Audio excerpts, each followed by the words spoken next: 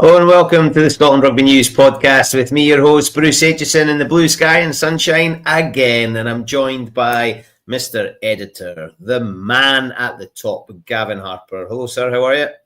Yeah, not too bad. I think we discussed last week me hiding indoors from the sun, and I'm at it again today. The weather's incredible. You're like the reverse of a badger. You hibernate in the summer. Yeah, the badgers hibernate. I think you might have made that up. But one thing I definitely, everybody talks about summer rugby and all that kind of stuff. And like when I was playing, I was like, nah, I want to be playing in December and January in the freezing cold. Yeah, you'd have the long sleeve jersey on in the summer. Exactly. Getting your hands burnt. I have actually played a couple of games with the factor 50 on, but if you do too much, it ends up running into your eyes. So it's not worth it. Nah, I never worked that hard to sweat. I always just stood in the middle. But patrol between the 15s and the 10-metre lines, that was always pretty decent idea for me. I don't even think I made it that far. I think I was I was sweating because A, the temperature, and B, I think it says more about my fitness levels.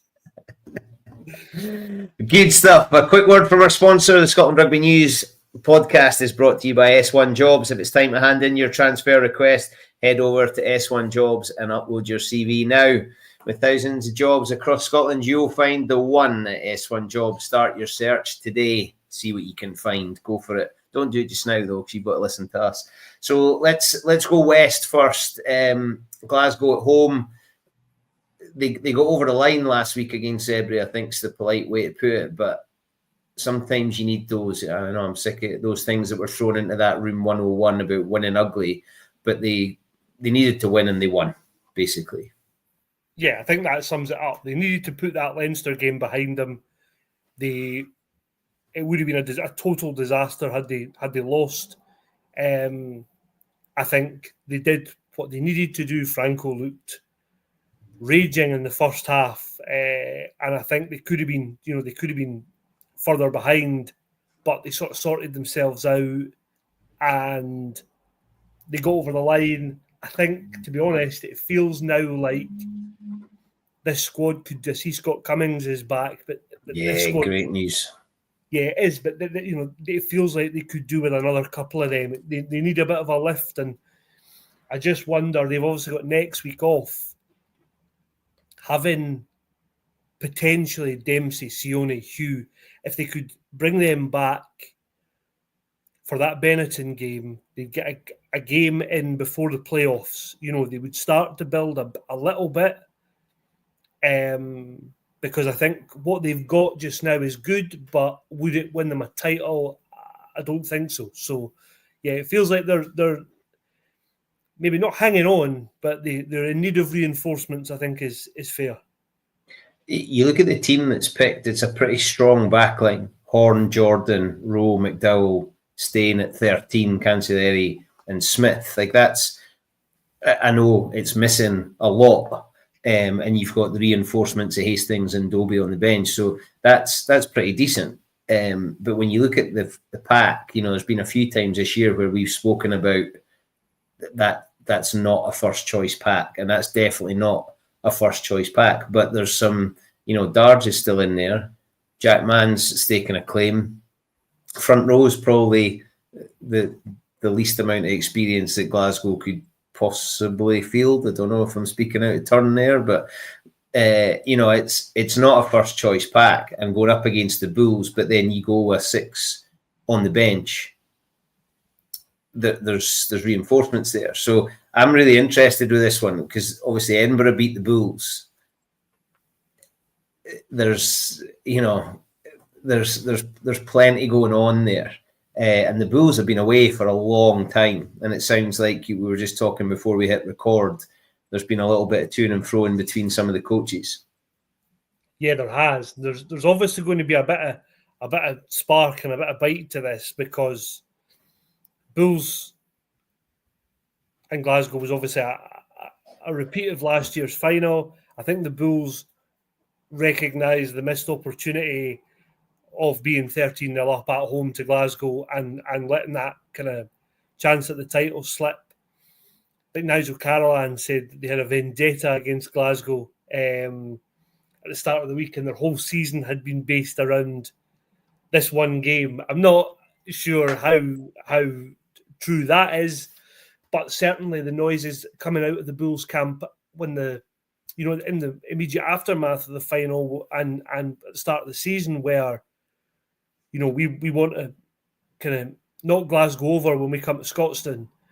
And again, Jake White today was pretty honest that it's been a fixture they've had circled in the calendar, but he said that the idea of it being a revenge mission and all that kind of stuff was just basically nonsense. So look, there is going to be a bit to it. The Glasgow pack is, you would feel a lot more comfortable if that team had Henkel Venter, Jack Dempsey, Scott Cummings obviously fully fit. Xander's the biggest miss.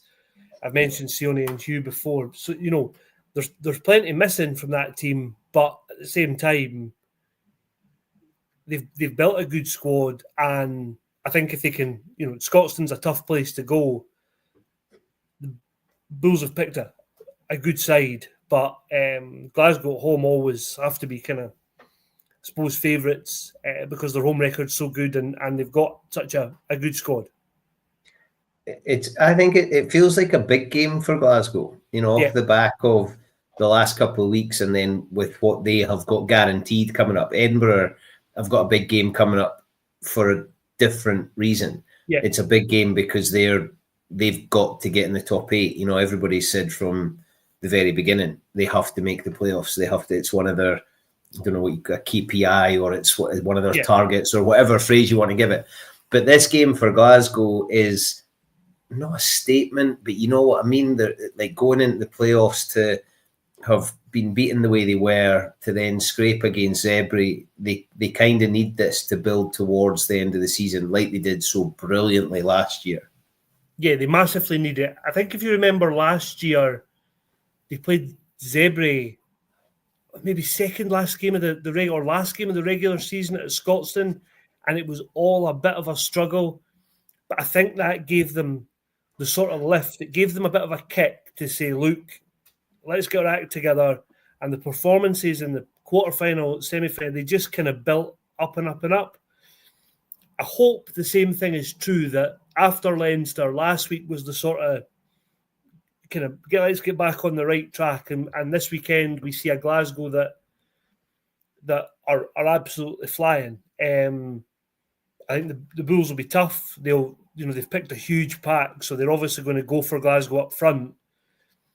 But I think Glasgow have got enough, and as you mentioned, with that 6 on the bench, it gives you that impact, and there's lots of versatility in that team that could cope with loads of changes and all that kind of stuff. So yeah, it'll be interesting, but they do need it. I think the other point is they desperately need it if they want to finish in the top 2. I think if Glasgow lose, or even allow the Bulls to leave with, say, 2 losing bonus points, I think Glasgow could find it tough to finish in the top 2, which then obviously impacts home semi-finals. I think they will be fine for top 4. Do they want to have the prospect of going away to wherever again in a semi-final? It was tough last year, but and it's been there for so much of the season, this prospect of a home semi, that it now feels like that one defeat to the Ospreys might be the game that kind of cost them. I'm interested with not a precedent being set, but obviously Edinburgh playing Bath at home. If Glasgow can finish in the top 2, where does that semi-final go? I think it stays at Scotstoun, but there's also not too many other options, because Hampden will still be needed, Celtic Park and Ibrox are still, so there's not really another alternative for them. And I think at that point you want to have that proper home advantage of playing at Scotstoun. It's not really about making money by that stage, is it? No, I think that's fair. I think if you look at the fixtures, the last regular season game is Glasgow against Leinster on the 17th of May. They've then got a couple of weeks for the quarter-final. So, last year they kept that at Scotstoun against the Stormers, and I thought that worked fine. I think you probably don't get the draw unless it was, for example, Leinster or Munster, who might travel with loads of support. If you were playing a South African team or an Italian team, I think you want that to be at Scotstoun. The one that might change it is if they get Edinburgh. Don't say it.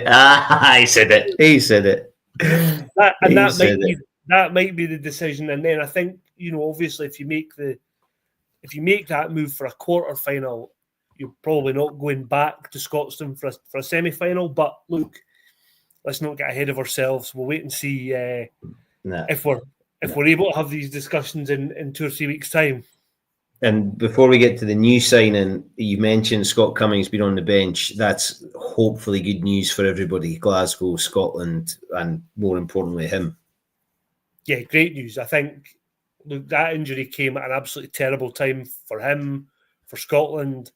He might have been an outsider for a Lions place. John DL being on the tour must be like salt in the wound for Scott Cummings, because he's a Scotland forwards coach. So he's a great guy to have back, and I think getting him and Max Williamson back within sort of a couple of weeks of one another feels a big bonus. I think big guys will need a couple of games to get back up and running fully, but hopefully Scott's been back in training and stuff for a few weeks, and he can kind of hit the ground running. And look, I think the other thing is, like, you look at that Glasgow team, I'm really looking forward. That back row, Gregor Brown back in the back row, he's got a massive point to prove. He made it pretty clear when he spoke after the 1872 Cup that he still then thought of himself as a six. And I think his mind has been changed, and others have had a fair bit to do with that, throwing him in the second row. Look, having been stuck there at a very, very low level for a long time, it's not a position folk want to play for at any level. So now, look, it's a big game for him. It's a big game for Jack Mann, because if he's got ambitions of being on that Scotland tour in the summer, and then Darge is Darge. So I think it's an and actually, if you look at the Stormers back, the Bulls back row, they don't have Cameron Hanekom, who's probably one of their stars. So I think it'll be a really interesting kind of matchup. I think that's a great back five of the scrum for Glasgow. Williamson, Samuel, Brown, Darge, Mann. There's some real, they're already good, but there's some real potential for them to become proper servants for Glasgow and Scotland. Yeah, totally. And also they give you a bit of that. Like Max Williamson gives you a bit of that Scott Cummings dynamism. Alex Samuels brings you the kind of size. Gregor Brown, I think, is becoming a real test match player, a test match option. Jack Mann's been in that Scotland squad. He's obviously, we think, moving on at the end of the season, but I think he's got points to prove, which we talked when Dempsey was coming back from his injury at the start of the year, or would Dempsey walk straight back in? Well, there's an argument now to say that a guy who was one of Glasgow's best players last year might be stuck on the bench if he gets back for the playoffs. And the new signings are coming in now. I don't know how it works, because obviously we hear things that they have to be Scots qualified if they're going to sign for Edinburgh and Glasgow now, the Nusafora effect.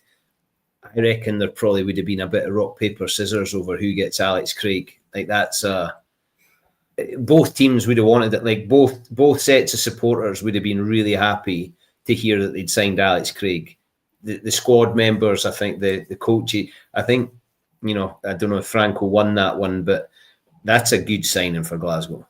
It's a great signing. I think Glasgow have been after him for a while. There was some discussion that Glasgow might get him in November when Richie Gray left, but that obviously never materialised. I think Jarry's sort of introduction into the team and his progress was better than was sort of maybe expected, so that kind of put paid to that. But look, getting somebody of Alex Craig's size, first of all, it's another big old unit in the second row. But I think if we're reading between the lines, and you talked about the Nusifora effect, I think it would be fair to assume guys who are not Scottish qualified are maybe being moved on. So that might mean JP Dupria is headed for the exit at the end of the season. And I think, if you replace a guy who's been a good player for Glasgow, but ultimately can't play for Scotland and is maybe taking up that place with a guy who's already got international experience, that's can only be a good thing. A penny for you mentioned the squad members, a penny for Gregor Brins. He must have been doing somersaults at the prospect of Glasgow signing another second row. It's an interesting one though, because the squad, I've not got it, but you look at Edinburgh's injury list and there's 16 names on it. Glasgow are still missing, some pretty significant names. The need for not just a big squad, but a squad with proper depth that can come in and still produce results is massive. And Alex Craig adds to that. I don't know who's leaving, but Alex Craig coming in hopefully is a good thing. He seems to wear pretty well. He's in a league where he's not being protected because he's a centrally, looked after, I don't know what the phrase is, player. So he's pretty resilient, I think. But adding Alex Craig has to be good. It ups that competition, but not just the competition against the Glasgow team, but the competition for, hang on a minute, like I'm here because I want to be looked after, because I want to play for Scotland as well. Yeah, totally. And I think there are a lot of second rows. We've gone from probably 10 years ago having Richie and Johnny Gray and Grant Gilchrist as the three, to now you look and say, well, there probably could be one of 6 or 7, and that's the guys playing in Scotland. And then you think there's likes of Cameron Henderson, Ewan Johnson playing in France.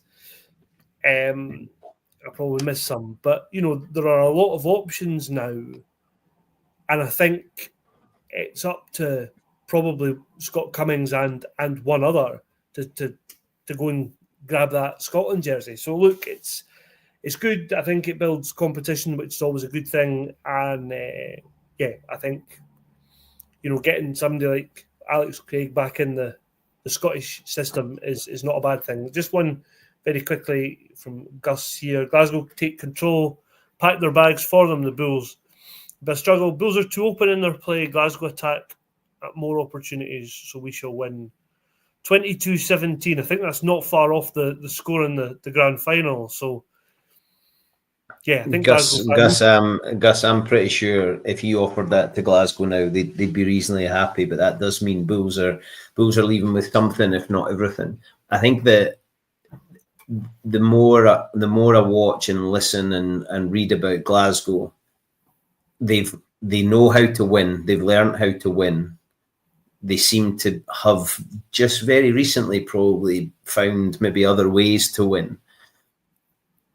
But it's that 80 minutes, it's that kind of Alex Ferguson time, being able to keep playing even when the clock is red. It's Glasgow have built that resilience, and I think there's a real hunger there to show that last season wasn't just not a one-off, but you get what I mean. They want to show a level of consistency that they're able to beat the better teams often.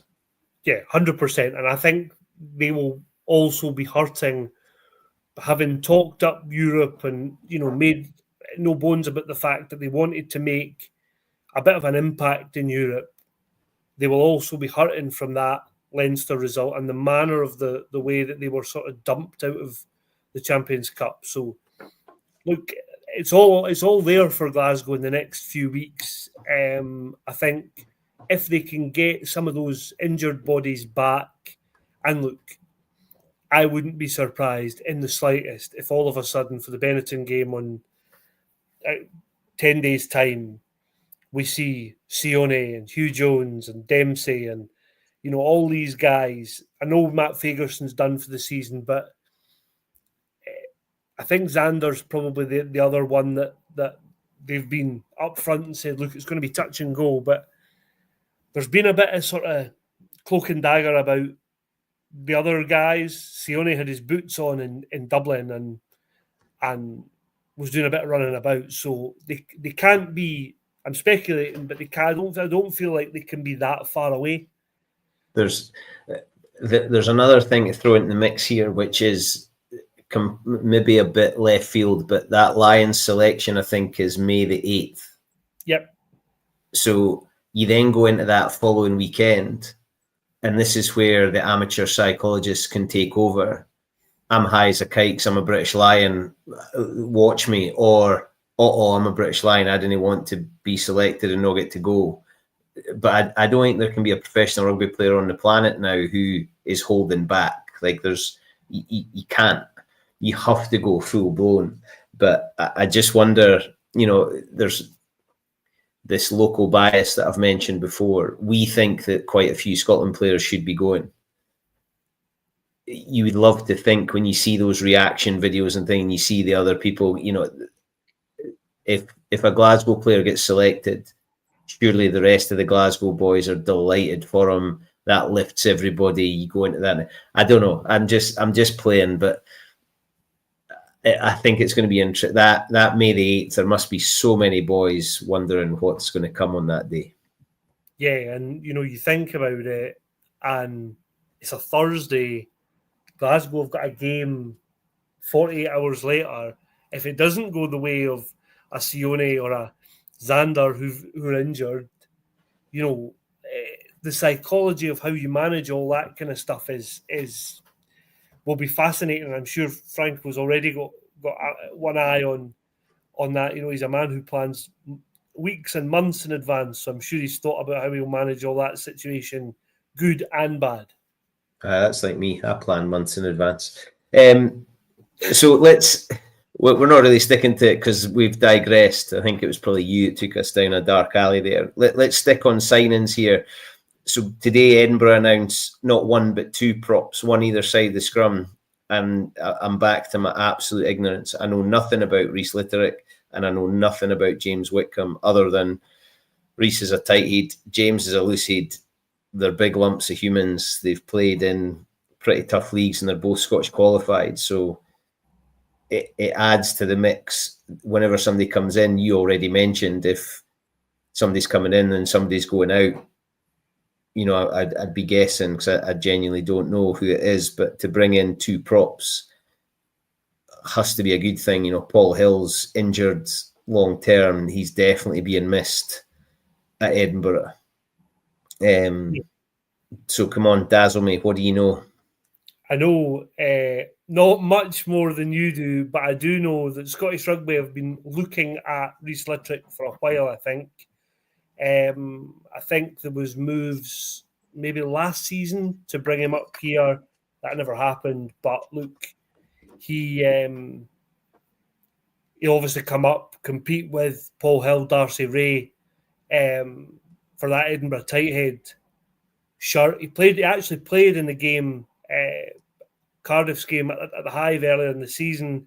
Did okay without maybe being outstanding. Set piece was put under a fair bit of pressure, but obviously there's more to that than just him. And I think the other side of that is, he was probably up against Schumann and Venter, which is a fair old proposition.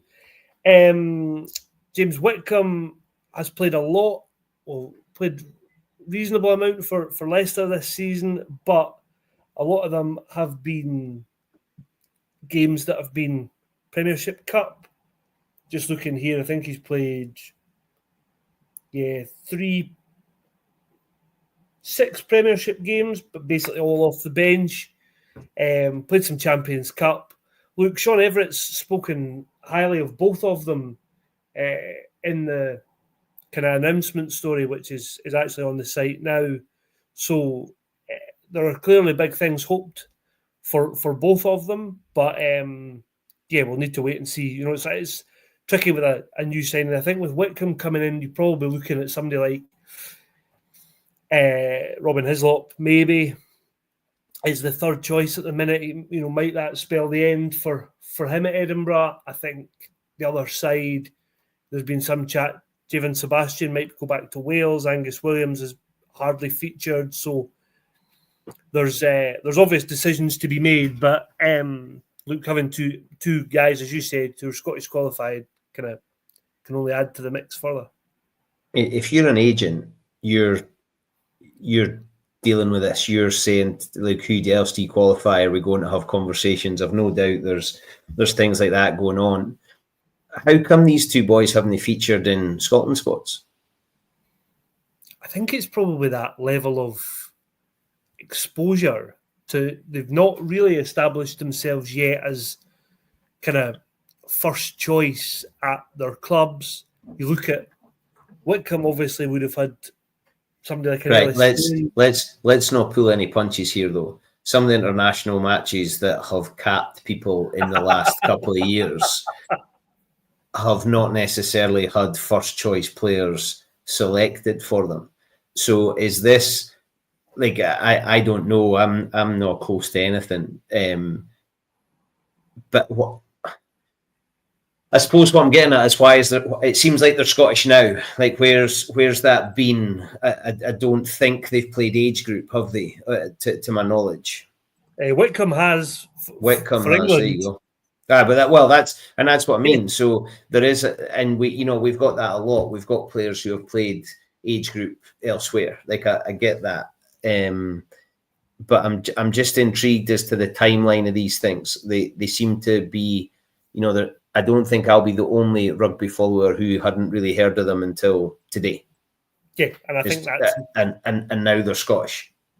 Yeah, and that's entirely fair of probably a lot of players who, you look at somebody like Will Hurd. How many people had him on their? I know he played Scotland age groups and stuff, but had him on their radar. Elliot Miller-Mills. I think there are a lot of probably options for somebody like Gregor Townsend in the front row. I think I've said it before, but you would question the level, the drop from somebody like Xander, or on the other side, Pierre. There's more competition at Loosehead, which is probably why Whitcomb hasn't been in. I think Littrick has been looked at, and it's clearly been decided that he needs more time. And look, he's still a young guy. I think Littrick's 26. So correct. For a tight head prop, if he follows in the shoes of VP Nell, he could play for another 10 years plus. Or if he was a standoff like Duncan Weir, another 450. That is true. That is the standoff. So good news. So I assume, like, now we'll start watching to see what happens at Cardiff, and Tigers will be watching for those, and they'll arrive ready for pre-season. And that's one of the bits that I never particularly like, the not revolving door, but when people are coming in and people are going. And in rugby, it's reasonably clinical because you don't have a January transfer window, or you don't, like, it's in the summer, the contract runs out on the 31st of June or whatever it is, 30th of June, because there's not a 31st of June, is there? January, February, March, April, May, June. No, the 30th of June, your contract runs out, and I don't know, the other player's contract starts on the 1st of July, so they leave and they come in. I never particularly like that bit, but it is what it is. Get over yourself, Bruce. That has to be good. And for the likes of Bohan, Pierre, Paul Hill not so much because he's English and we can use him for every second, every game. But Bohan very soon, I think, becomes Scottish. Is that right? He'll be in time for the Six Nations next year, I think. So all of a sudden he becomes a protected species. Yeah. That it possibly means, though, that Pierre's minutes come down because Bohan's go up in preparation for that. So there's a whole load of things in the mix there. And let's face it, good front row, they keep telling me, are really important. So the more the merrier. Javan, I'd be sad to see go, because I think he's put in a shift or two. And like Darcy Ray, you and I spoke about this. Darcy Ray played about 79 and a half minutes, didn't he? And did very well. And then tremendously couldn't last the 30 seconds from defending a line out. You know, you throw a guy like Angus Williams, who's hardly played any rugby on, and say, right, go and stop the Sharks 5 metres from your own. Like, that to me is another one that feels like, all right, we've forgotten there's a guy on the bench, go and throw him on. I know it's not that. I know for any Edinburgh folk, I get that is not the case. You're going to get pelters now. But like, you know, if a tight head prop lasted 79 minutes and 23 seconds, can't we just leave him be for 40 seconds and then he can go and have a pint? I still find replacements, and because I'm never ever going to call them finishers, I still find replacements an interesting thing. Sometimes it's done on the science, right? They've run that, they've used that, their energies are there, they're coming off. But a head coach will still reserve the right to, I'm making a change by my gut and how I think things are going. So data and science is all very well until somebody stamps their feet and goes, no, I'll decide. And that's, that decision, it's like the 50-minute mark when the whole front row come off and that stuff. Another Bruce's Room 101. Looking at this Edinburgh team, I quite like it. I'm delighted for Jack Brown. I'm really, really chuffed for Jack Brown. He got 30 seconds. He then got 60 minutes and was almost a hero. It would have just been the absolute dream. But for him now to get a start away to Zebre, I know it's not quite as scheduled, but I hope he goes really, really well. Yeah, me too. And I actually think that, that opportunity fell to him. He did everything right. He caught the ball. He beat the first man. He was there. And I think sometimes, like Franco, when he does his Glasgow debriefs, always talks about the compliments sitting with the opposition. I think sometimes you have to say, do you know what? Hands up, fair play at the Sharks boys, because like that was an incredible effort to keep him out. And like the Hive at times this season has been good. At times it feels quite flat. It was properly invested in that Sharks game, and like I thought the stadium was outstanding that night. He was also very invested in everything that was going on, which was great. Sitting a row in front. He got very excited. I know there was a lot of spittled in the back of your neck.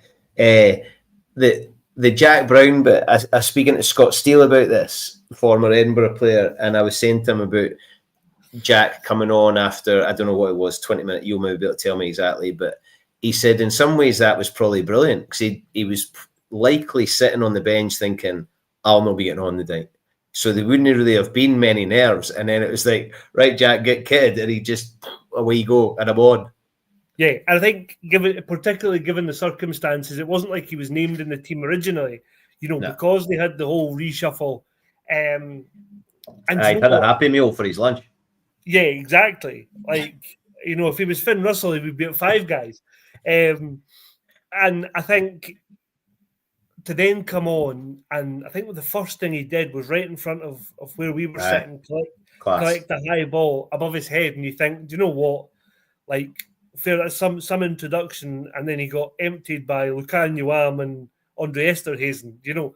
It's that he did. He got treated like an empty tracksuit. He got absolutely belted by two of the best on the planet. Let's face it. And if you want a kind of welcome to pro rugby, like there it is right there. But No, look, I thought he was good. Do you know the other thing I'm delighted about is that, and I know they were forced into making that change. I know you're going to say this. You're going to say this. You're going to say it. You're going to say it. Lagging Curry. Matt Curry back at 13.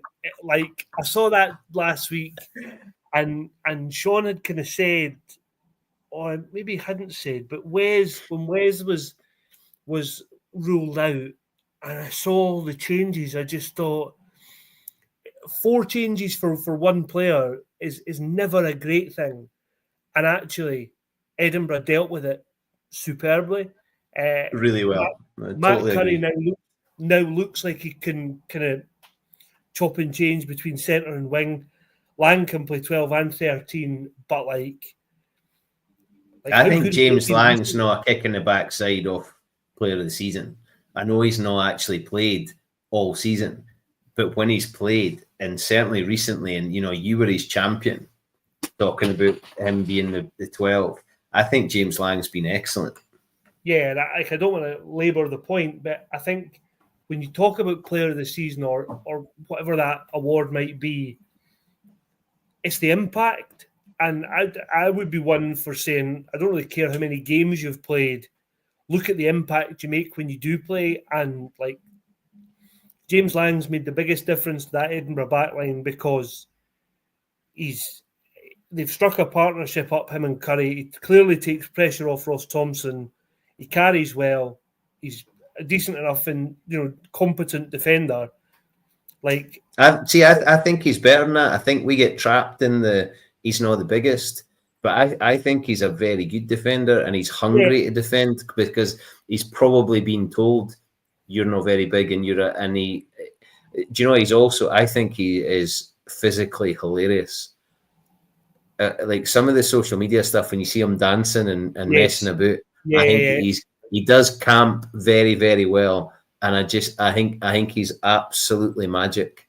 But like, and I said this in my sort of analysis of the game last week, there are loads of Scottish centres. Let's assume that, best case scenario, Sione and Hugh go with the Lions.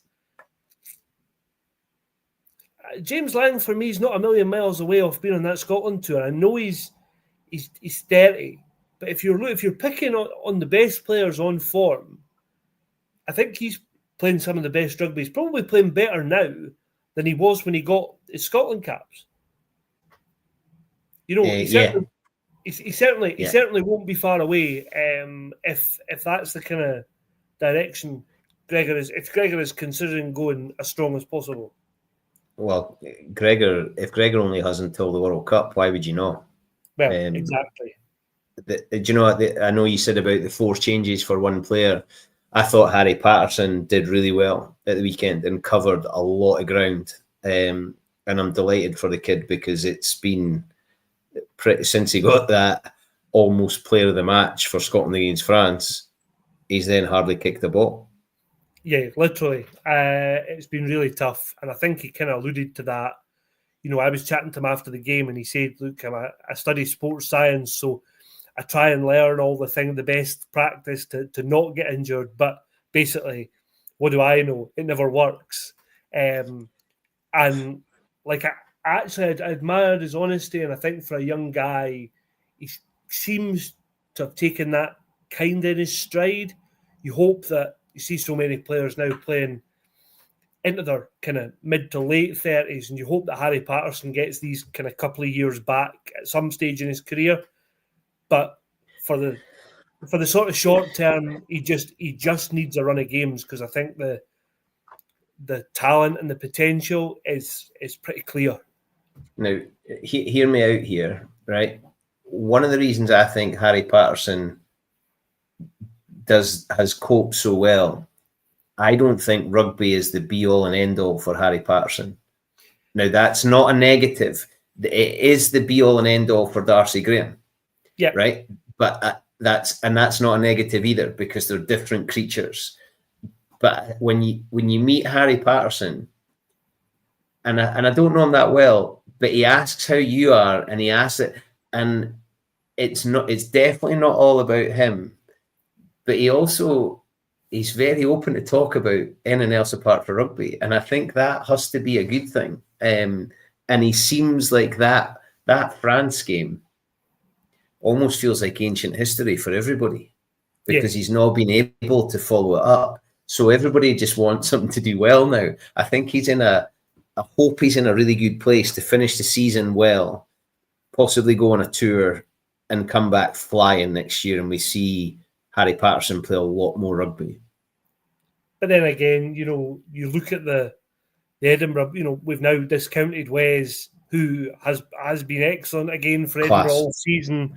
The two wingers are among the best wingers in Europe, if not further afield. Like, he's then got a fight on his hands to get in the team.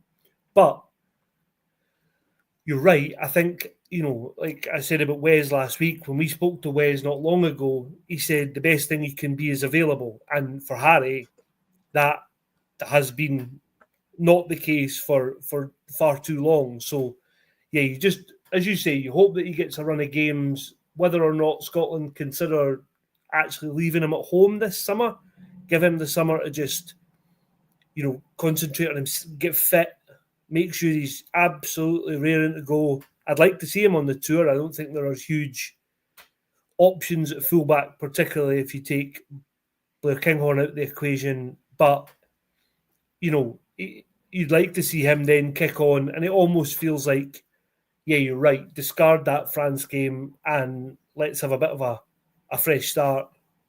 Yeah, I think it's quite exciting that we're talking about so many. The frustrating thing for both Edinburgh and Glasgow, then Scotland, is a lot of these boys are spending time injured. The back row, you take Jamie Ritchie out, but you've got a back row of Ben Muncaster, Hamish Watson, and Magnus Bradbury. And we're still missing Luke Crosby, Freddie Douglas. Good lad, Freddie, on you go, son, against the Sharks. Go for it. I'm delighted Glenn Young's back in. He was beating himself up on Friday night after the game, and I'm not necessarily talking about the incident, but would you not just love to see Sam Skinner like that every single week? Do you know, we will talk about it because it segues perfectly from what we've just talked about. The first person in on Etzebeth on the floor was Harry Patterson. And I thought at the time, I'm not sure you would have been quite so brave if Sam Skinner wasn't also holding on to him. He's the Scottish JPR. Yeah, yes, maybe. And there's I think Brian Robertson, photographer, got a picture, and Harry's and I was like, oh, Harry, you might live to regret that, my man. But I just thought, and there was a point right in front of us where Sam turned to the crowd and wanted to get the crowd going. And, you and I spoke a wee bit about this, and I spoke to Scott Matthew after the game. Like, how can Edinburgh get to a point where they can dictate the intensity rather than coming up to a sharp? Like, it doesn't matter who you're playing. Like this weekend, if Edinburgh could go to that level against Zebre, it could be 50 points. Yeah, and Edinburgh. But Edinburgh lost to Zebre at home. So we lose to the Sharks with the last play of the game. We lose by 1 point against the Sharks with 10 World Cup winners, 19 Springboks and a squad of 23, yada, yada, yada. But we lost to Zebre. So, and this week, what an opportunity. It's the weirdest feel-good factor after a loss I think I've ever been. And I kind of was part of it because I was there. And I got to speak to so many of them after the game. It was a weird feeling. They have to win and win well against Zebre. Yeah, they do. I think, to be fair, I said this last week as well. Like mainly I, have been critical of Edinburgh this season for that maddening inconsistency. Yeah, I have. I'll take it. And actually, to give them credit where credit's due, I think they've sort of got rid of that recently. I've said that last week. I used the phrase "turned a corner," which you laughed at greatly and rightly so. Like, Edinburgh have shown against good teams they can raise their level. I'm not saying Zebre aren't a good team, but against big name teams, against a team that Edinburgh expected to beat, the challenge now is they have to go and and deliver, put their stamp on a game and almost set the tone of the whole performance and win. I think it'll be interesting to see who does that. You know, you're looking at somebody like a Hamish Watson, who it now seems like is going to be kicking about for another year, which is more good news for Edinburgh. You look at that forward pack, right? You're talking about raising intensity. Paddy Harrison's a pest and is desperate to get some rugby, and now Dave Cherry's injured. Like, Paddy's got an opportunity there to go, look at me. Yeah. And it's Harry Morris that's on the bench. So, you know, Paddy's got a chance to go for it. Darcy Ray, I think, has shown himself, listen, I'm here. Like, I'm not just here to hold a bag. Boan's got a lot coming up on his horizon. Glenn Young has got a chance to, you know, put away some of that hurt for last week and have a crack. Good rugby player. Skinner, I thought, was huge against the Sharks and showed real grit, determination, resilience, niggle. And then you've got a back row, Hamish Watson, Ben Muncaster, Minus Bradbury. Like, that's a forward pack that can raise, or not raise, that can set an intensity. And then you bring in off the bench, you know, Harry Morris is hungry. Bomber's desperate for a go. Angus Williams, like you said, hasn't played, right? Give me a go. You then bring in Gilco on. Freddie Douglas is hungry, wants to have a go. Chico wants it. Like, I think there's so much for that Edinburgh team to play for. Forget the league, just go and back up the Sharks' performance. That's your only target. Forget Bath, go and back up the Sharks' performance. Yeah, and I think, you know, Edinburgh's downfall last season was non-performances. They raised their game to play Munster in that last game of the season at home, but they got beat.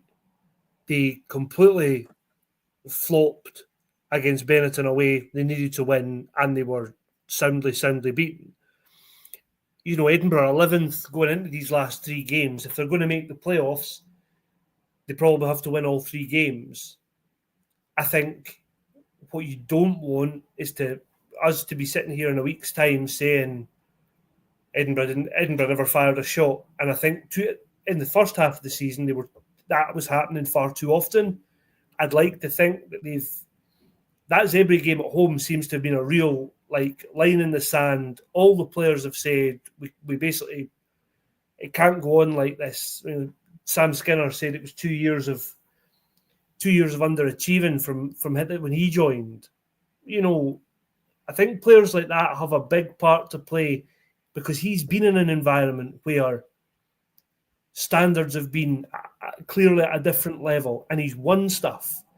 And maybe just having two or three of those guys in that kind of Edinburgh setup is the difference, and their influence. Who knows? But you don't want to be sitting here talking about an Edinburgh kind of non-performance or they failed to do this and they failed to do that. If they get beat, sometimes you can accept that, but they have to do the things you've said, back up that Sharks performance and deliver a level that we've now, over the last probably month, come to expect. And I think some of the players you mentioned, I know you said forget Bath, but like, there's an opportunity for somebody like Charlie Shield to play in a European semi-final next weekend. That's there for all these guys who are essentially squad players, but now might have to step up because the injury list is so great. I think some of those players you mentioned, like Sam Skinner, he's not got that long left to win something, you know. And players, obviously, everybody wants to win something, and not everybody gets to win something, but there's a chance. Listen, the Hive on Saturday, I'm absolutely gutted that I can't be there. Mrs. Egg-Shaped is running the marathon on Sunday in London to raise funds and awareness for the My Name is Doddy Foundation. So we are down to London on Saturday.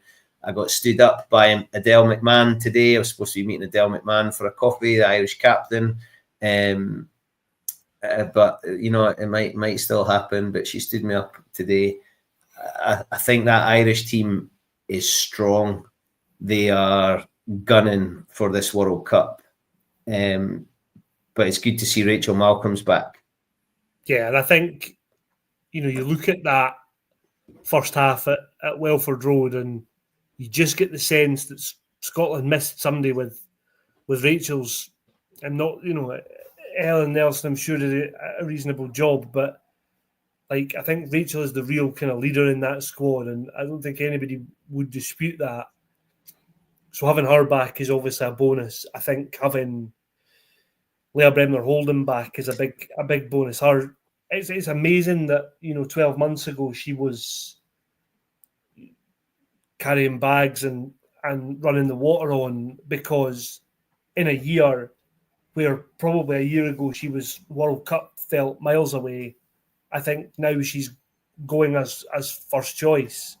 I think Leah Bartlett's come back in, so that probably helps the set piece. I think Anne Young's done okay, but there's some quotes from Lana talking about delivering more than in moments, and I think that's been the frustration for Scotland this year. Is they've done okay in fits and starts, but as a whole, if they don't win this weekend, it has to be deemed as a poor Six Nations. I think one win is against a Wales team that were right at the start of a kind of transition period. That's that wouldn't really be an acceptable outcome, and it's not the start to a year that you would want with the World Cup coming up. No, and the Italy game was difficult. Take the England game out of it, and you look at the England team that's been picked this weekend for the France game is just ridiculous. Jade in the second row, I think, is an interesting one. Sarah Bonner takes a lot of responsibility on the line out anyway, but putting Jade in the second row, I think, probably tells a wee story of experience and grit, and having been there a little bit before. Yeah, and I was reading, Brian says he thinks it's going to be close. So you want an experienced side, but there's an argument for you also want experience at the end of the game. Becky Boyd's done a reasonable job in her sort of first couple of caps. I think Scotland missed somebody like Holly Cunningham's impact in that first game was really noticeable. I think without Emma Wassell and having that sort of synergy between Wassell and Bonner, Scotland needed a kind of physical, abrasive ball carrying second row. Holly Cunningham was that. She's now injured. We'll wait and see what happens to the World Cup. So, yeah, I think if that's the model, if you want somebody that runs the line out and then somebody who's can be physical and take you over the gain line, Jade's maybe not a bad option in there. It's like there's a great example though. You've just named half a dozen locks for Scotland women, whereas 18 months ago it was Sarah Bonner, Emma Wassell, and Louise McMillan bounced between second row and back row. Now we're talking that there's a number of people that can play in there. Yeah, and I think that's we lose sight of, yes, the results have been poor this Six Nations. This team is clearly on the right, on an improving path. I think the frustration is, and we've talked about this so many times with the men's team, but it's probably equally prevalent with the women's game, that everybody else is also improving at an equal rate, if not quicker. And I think Ireland. Like Ireland. And I think when you see the improvements, Brian talked about Ireland being a different proposition from in Belfast last year. And that actually, rather than that being a good thing for Scotland, that worries me, because the strides they've taken since then have been great. They beat New Zealand in WXV. Yeah. I think, are either of us going to see Scotland beat New Zealand at full international level, men's or women's? You haven't specified in rugby, so possibly, but in rugby, I'm not sure. I think Brian's probably shown us what his first choice backline is. Yes, I think that now picks itself. Merrill is, I think, the most likely to come in and upset that. And then I think that's. I'm not sure. I wonder if he would try and get Kareen Grant in on the wing. Well, I was about to say that was Kareen Grant. Kareen and Merrill, I think, are the only two. There are other. I'm delighted Evie Wills is back. Lucia Scott, I think's got something. It was great to see Rhea Clark get on, and what a brilliant thing for the Clark sisters to be on together, and like class, just a great thing to be part of. But I don't see them ousting any of the starting backline. Kareen Grant will put pressure on, and Meryl Smith will put pressure on. Yeah, I think that's fair. I think the one thing Six Nations has maybe highlighted is that without Meryl, Scotland don't have somebody they can turn to on the bench and say, we need a total change. We need, like, I'll use a men's analogy from 15 years ago. We need to go from Phil Godman or from Dan Parks to Phil Godman.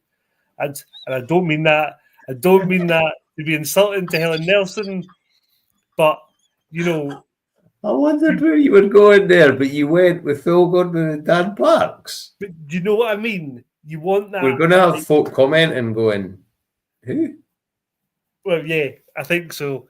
But you want somebody who, when you're chasing a game, you can throw on and say, go and play 10, 12, 13, 15, wherever. But whenever you get the ball, try and change the game, try and make an impact and change the game. And I think that's the one area that is lacking at the minute. I think if you looked, if on Saturday, and I hope this doesn't happen, but if Helen Nelson was injured early on, I'm not sure what the solution is. And Tomo goes to 10. Yeah, but that still feels like Tomo at 10 and Evie at 12. Yeah, but you know what I mean? It's like Lisa hasn't played a game at 10 in her international career as a starter. That would be a kind of put together, it'd be a rushed together scenario where you were playing a centre at 10 because they might be the best ball player.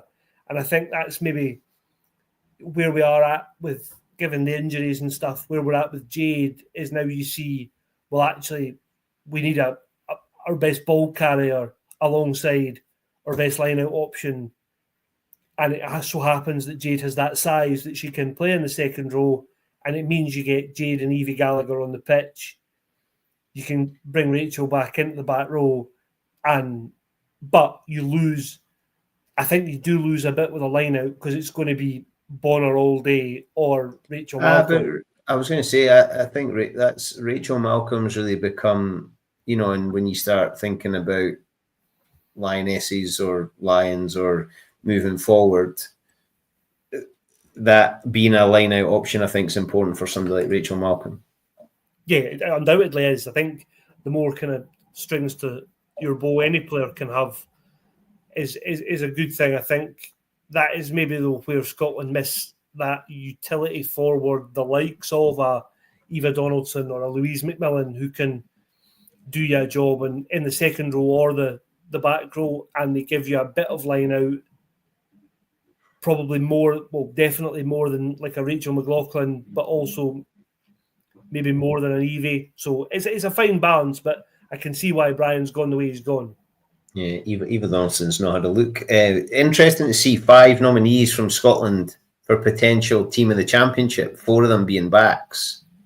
Helen Nelson, Lisa Thompson, Emma Orr, Fran McGee, and then Evie up front. And, I thought thought that was tough, that decision early in the championship. But I think Evie, she's a class act. I'm taking her with the Lions. And then the other 4, I thought it was interesting, 10, 12, 13 winger. Yeah, I think we talked, after round 2 or 3, or it must have been round 3, about the stats and defenders beaten, meters made, all those things. Fran McGee was miles in front. So I think there's probably a bit of that, how often do you watch a game and the guy who scores 2 tries, even if they're absolute walk-ins, gets man of the match, yet there's some other blokes knocked his pan in and he gets. Is this you moaning that there's no forwards? Is this where this is going? Good grief! Get over yourself, man. Come on. Second in a lot of those stats was Emma Orr. So I think when you look at the numbers behind their performances and put that in the context of the team is clearly struggling, I think, good on you. The other two backs, Lisa's been the kind of glue that's held that back line together, got them over the gain line when she can. And I think both her and Helen's kicking has improved an awful lot over the last couple of years, particularly. I saw there was a video on Scottish Rugby's channels of Mossy working with Lisa. So, that can only help. I think, it probably shows where Scotland are. How often, again, talking about the men's team, years ago, did we say, good pack, wish we had better backs? Now it's probably the opposite, in that the men's and women's teams are both stronger in the back line than they are up front. So I think, it's obviously a good thing that those players have been nominated for that, but again, there has to be a bit of context that England have chopped and changed so much that if you were nominating England players, you might have two for every position. They just look outrageous. I'm gutted Holly Aitchison's on the bench, but she'll be on the pitch at the end of the game to win the Grand Slam. Big fella, loads to get excited about. I didn't get to see any of it this weekend, unfortunately, but I'll be in London Village cheering on my incredible better half, getting round that course, and me and little Miss Eggshape and Miss Eggshaped will be there cheering on, trying to see if we can get a glimpse somewhere. Do you know what I really want is a shot on one of the scooters? You know what I mean? Get to zoom about London on a scooter. I was just going to say, I hope that's not as like some sort of motivational tool for your wife, who I'm sure would be delighted to look over running the London Marathon and see you smugly cycling alongside her on a scooter. You might not make it back up the road. Yeah, looking forward to it. Listen, good to chat. Quick word to finish from the sponsor. The Scotland Rugby News podcast is brought to you, of course, by S1 Jobs. If it's time to hand in your transfer request, head over to s1jobs.com and upload your CV now. And you can do that because we're finished. With thousands of jobs across Scotland, you'll find the one at S1 Jobs. So start your search today and see what you can find. Big fella, enjoy your weekend. Loads to report, loads of rugby going on, loads of stories, and no doubt we'll have plenty to chat about next week as we get ready for a semi-final at home. Yeah, looking forward to it, and you enjoy London, and all the best to Mrs. Eggshaped. Cheers, pal. Good to see you.